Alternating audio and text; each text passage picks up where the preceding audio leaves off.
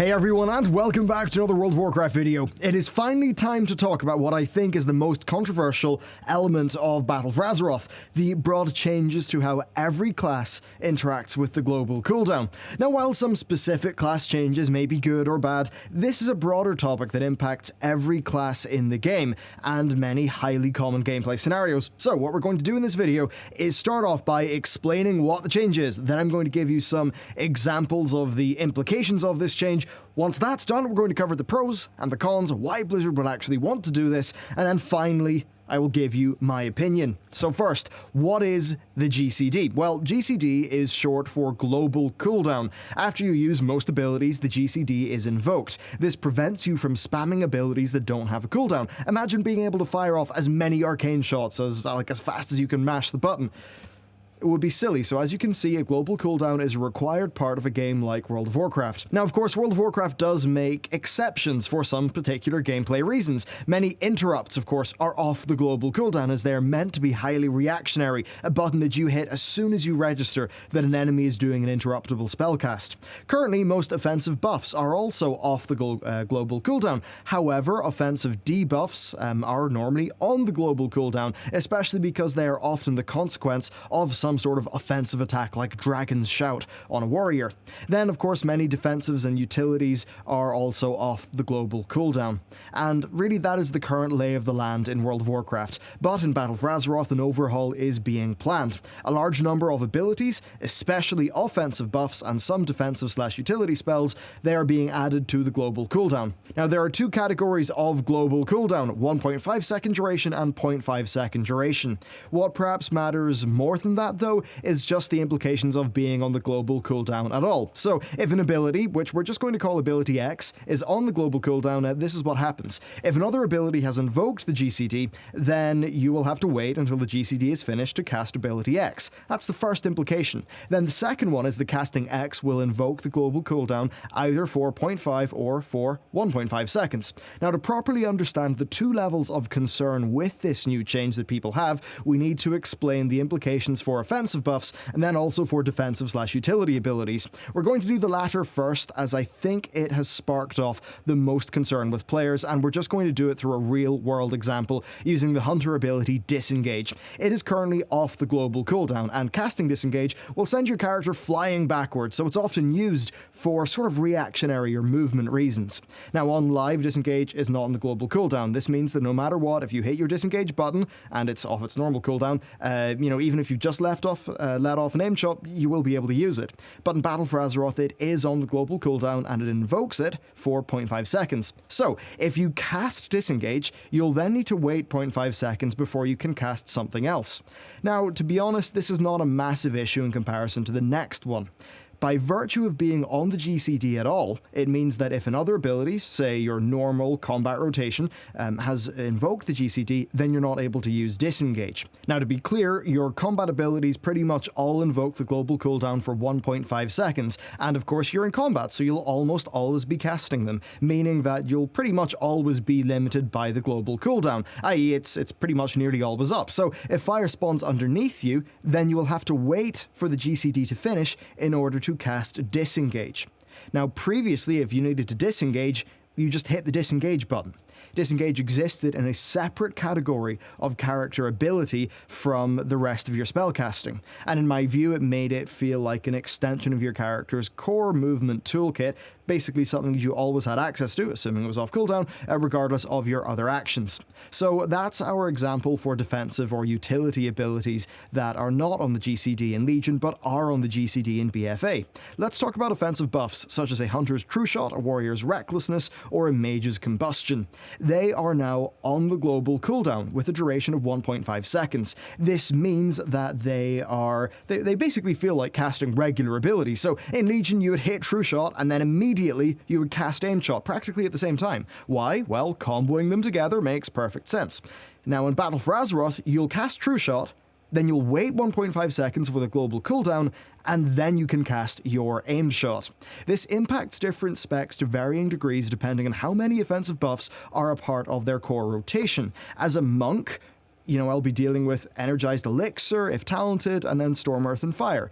That's like 2 extra 1.5 second global cooldowns per minute, maybe a bit more than 2, but it doesn't massively affect me.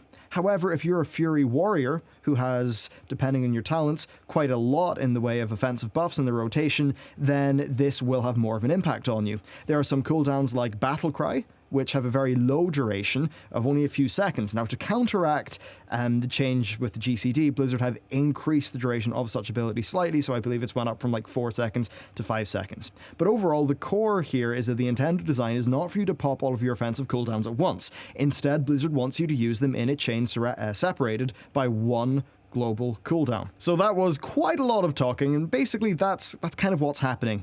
Overall, there are 2 categories that are concerned. There's offensive buffs and then there's defensive/utility. Blizzard could either leave things as they are in Legion, they could apply the global cooldown only to offensive buffs, or they could apply the GCD to everything, bar a few particular exceptions, which is what is currently happening on the alpha. So you might be wondering, why are they doing this? Well, there's a few reasons. They don't like how often players just macro a whole bunch of things together. So remember those swifty one-shot macros? They're dead. Jokes aside, though, this mainly impacts things such as the macros that many players will have to start off a boss fight, right? So they'll pop the cooldowns, chug a potion, use their trinkets. Blizzard want you to do these things manually. Blizzard are also concerned about the readability of the game, especially when it comes to, say, offensive buffs, because when they're cast together, the animations are not seen, and that makes the game hard to read purely from its graphics. They probably also want to slow down the overall pace of gameplay, I would imagine, if they're doing this, in some places where it spikes, and these spikes, of course, are often attributed to using loads of offensives and stuff like that at the same time.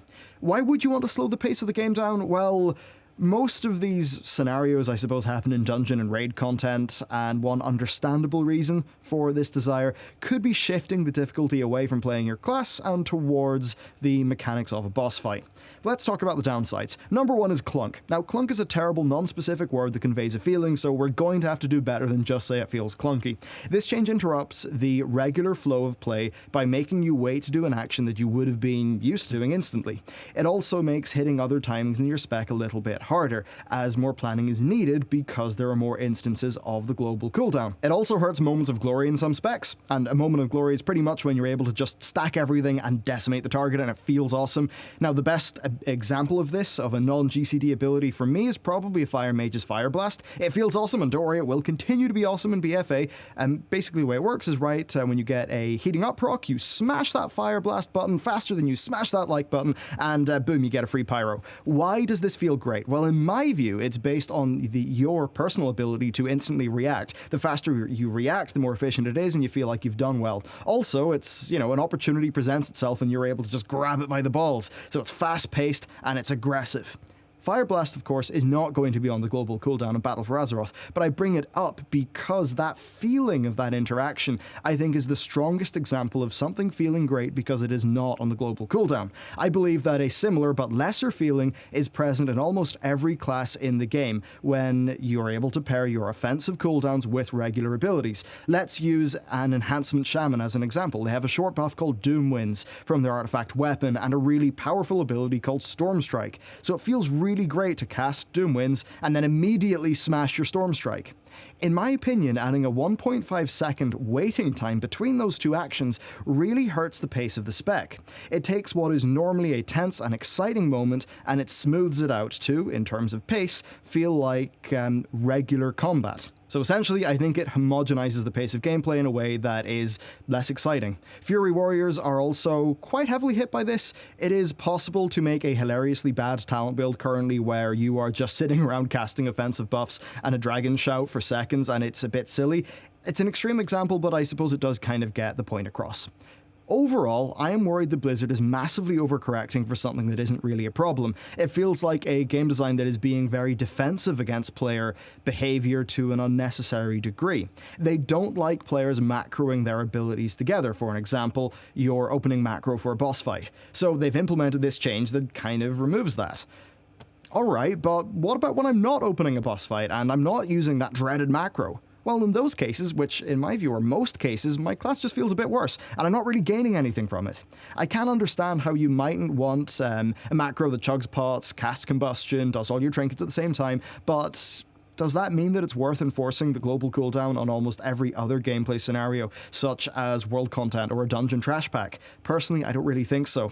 It doesn't perfectly map onto this, but I think it's a little bit like some of their changes to personal loot. Ostensibly, it is an attempt to counter how split runs currently work, but what's lost in the process is a massive amount of player freedom, and it's being lost from players who would never think to do a split run in the first place.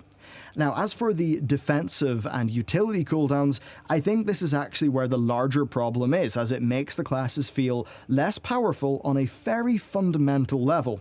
It's not that you can't cast an offensive buff, it's that in many cases you cannot move because of the global cooldown. Now, I've found that these abilities invoking a 0.5 second GCD, that's not really a problem at all. My main problem is that just by being on the GCD, it means they're not usable when the GCD is active. This means that if you want to sprint away from a threat, tough luck if you've just cast Saber Strike. I think that in our heads, such abilities like Sprint, Disengage, they're in a different category. To break that down, there are abilities that my character can cast on the enemy, and then there's things my character can just do. Some healing defensives like Crimson Vial have been added too, which, that worries me that maybe Healing Elixir could make it onto the global cooldown as well. So let's explain Healing Elixir. Basically, the way it works is, oh shit, I've just been attacked and I have to hit this button or else I'll die. The gameplay test here is whether you can react fast enough to hit that button so you still live. Well, if it's on the global cooldown, you are artificially limited in your capacity to do that. The essence of what makes the gameplay of that ability interesting is lost. Plus, if you're reacting to unpredictable damage, it doesn't feel good to be punished just because you cast an offensive ability, which is something you're pretty much always going to be doing because of how WoW combat actually works. So as you can probably tell in this video, I am not really a fan of this change. I think that overall it will reduce the impact of many of the high points of our classes.